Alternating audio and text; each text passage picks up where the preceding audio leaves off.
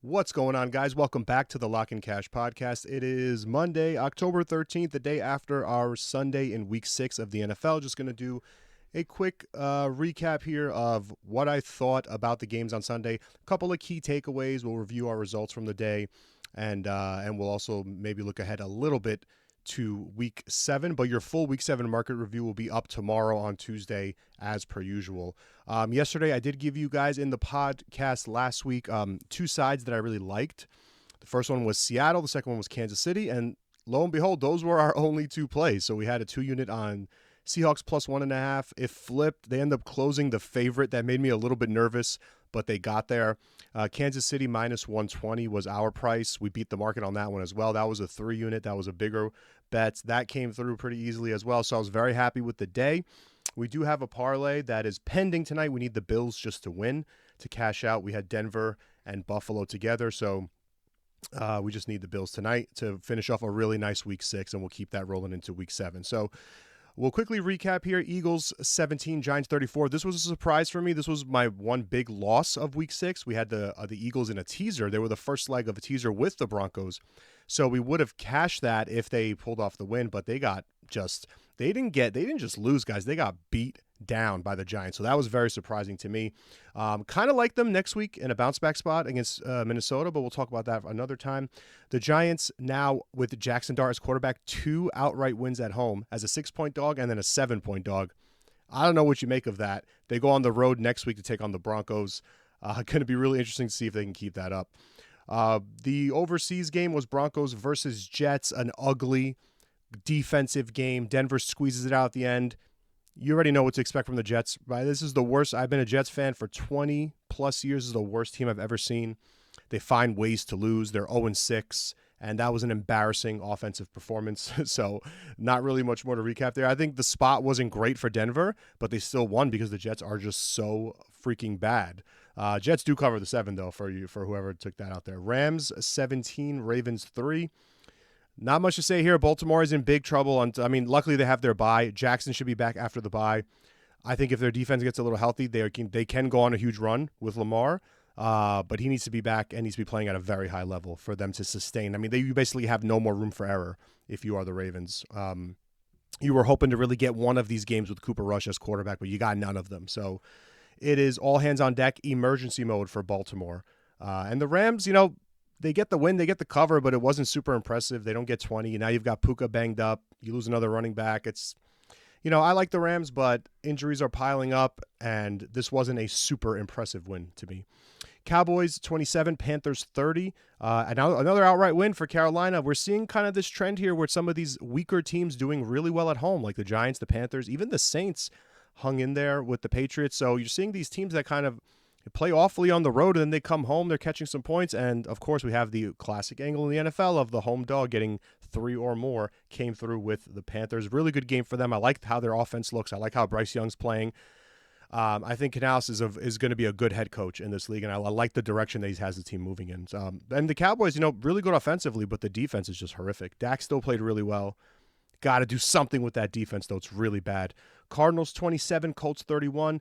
This on the surface looks like, the Colts barely survived. They don't cover the spread. To me, this was an impressive win from Indianapolis because you're getting a team in Arizona that started off the season 2-0, then loses 3 straight games. They're coming into this game desperately needing to stop the bleeding, and that you're going to get their best effort, their best punch, and that's exactly what the Colts got. And the Colts were not in a great situational spot. Off of the blowout against the Raiders last week, staying home, you're chilling, you're 4-1, you're fat and happy, nothing's really going wrong. So this was a spot that a lesser team, a weaker coached team, would have lost this game outright, especially when they were down 27-24. Another team would have folded. The Colts fought through it. So on the surface, they only beat the Cardinals by 4. To me, gritty, impressive win by Indianapolis when not a lot was going your way. I like this win for them. They're now 5-1. Seahawks 20, Jaguars 12. Had the Seahawks in this game, like I said, now 4-2 on both of these teams are now 4-2. The Jaguars, listen, I don't know how the Jaguars beat the Chiefs last week. This to me is not a good team. They're barely, I have them rated as a slightly below average team. They're 4-2. Their big win was the Chiefs. Again, had no business winning that game, got dominated on the field with 13 penalties. Check out the Chiefs last night. 0 penalties. You see how quickly that got nipped in the bud. That's what great teams do. Not high on the Jags. I am high on the Seahawks, though. Listen, the Seahawks played this game, held them to 12 points, and they were missing several guys in the secondary. If this defense gets healthy and if Darnold stays playing at this level, that's the big question, because you saw what happened last year, right? He played at a very high level all year for the Vikings, and then in the last couple weeks of the season fell apart. If he can sustain this level of play with JSN and that connection, this is a dangerous team over in the NFC West. So Chargers versus Dolphins. Chargers 29, Dolphins 27. Tough one here for the Chargers. They get a win on the surface, but not really what you wanted to see from them. A weak Miami team, a Miami team that after the game you hear the comments from Tua. They're having trouble in the locker room. There's issues with coaching. McDaniel looks like an idiot out there. I think he's going to be gone soon. And all of that, and still, you're the Chargers. Still, we're in position to lose this game late with the Dolphins driving, taking the lead with whatever it was, 30, 40 seconds left. Ooh, the Chargers escape with a win. They don't cover, but they needed the win because they're banged up. They're very banged up. They got to get healthy, but I can't really look at this game and say I was super impressed with how LA made out. This is the second time that you've seen them make that cross-country trip from the West Coast over to the East Coast, and both times they looked very, very flat, especially on defense.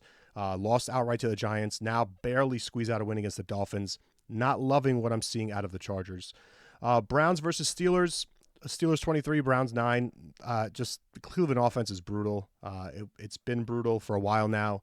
The defense continues to hang in there and put up good performances, but they're not going anywhere until they score points. They got rid of Flacco. I don't think Gabriel is the answer. I think you got to see Sanders in there at some point. He's shown, to me, I don't know what the holdup is. Just get him in there.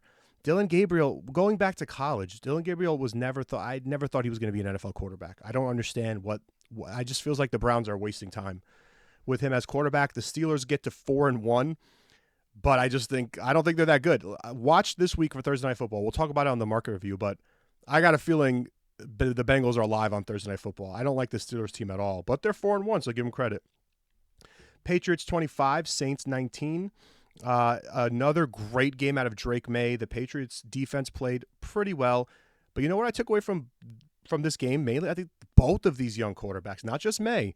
Rattler played really well. Two of these guys I could see both of them being starters in this league for a while. I really like how Kellen Moore has the Saints offense playing.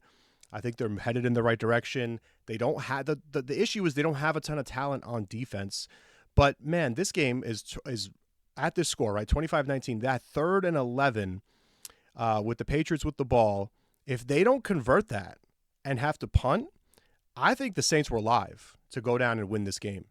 They just needed a touchdown at the end, and I think they were live to do it. They were moving the ball well most of the game. But listen, that's what if Drake Maye is going to be a great quarterback in this league, you saw flashes of it. You've been seeing flashes of it for a few weeks now. That's what they do. They take games like that 3rd and 11, they convert it and they ice the game. A lesser quarterback doesn't convert that. The other team comes down and wins the game. We're talking about small differences between wins and losses. So good job by the Pats, but the Saints there impressed me in the loss. Titans versus Raiders. The Titans listen. The Titans and the Jets. I don't know who's worse. I really don't know. The Raiders dominated this game.